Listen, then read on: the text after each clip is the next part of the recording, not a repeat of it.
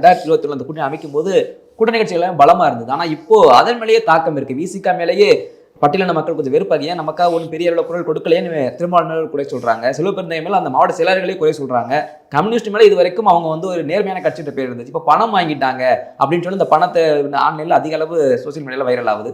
So இந்த மாதிரி கூட்டணி கட்சிகள் மேலேயே ஒரு தாக்கம் இருக்கும்போது திமுக இதை கரெக்டா கொண்டு போயிரும் நினைக்கலாமா 26ல? இல்லை, நீங்கள் சொல்கிறது எல்லாம் உண்மைங்க. நான் எதையுமே மறுக்கல. 19, 21, 24 இருந்த அந்த ஒரு பலம் வந்து இந்த கூட்டணி கட்சிகளுக்கு 26 சத்தியமாக இருக்காது.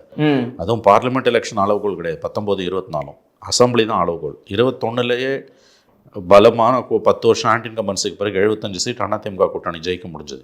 அப்படி இருக்கும்போது 26ல் வரும்போது வந்து நீங்கள் சொல்கிறது எல்லாம் உண்மை. தலித் மக்களோட கொடுமைகள், விசிகா வாக்கு வங்கி அது இருக்கிறதே 1% கீழே, அது இன்னமும் சரிஞ்சிருக்கு. கம்யூனிஸ்டுகள் வாக்கு வங்கி 2 பேரும் சேர்த்தே 1% தான் இருக்கும், அது இன்னமும் கீழே போயிருக்கு.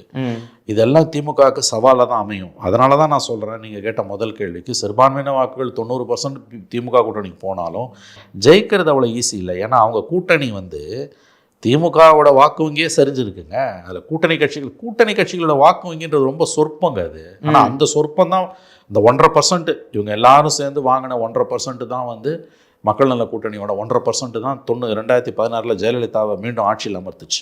அந்த 1.5% திமுக பக்கம் வந்திருந்தனா ஆட்சி மாற்றம் வந்திருக்கும்.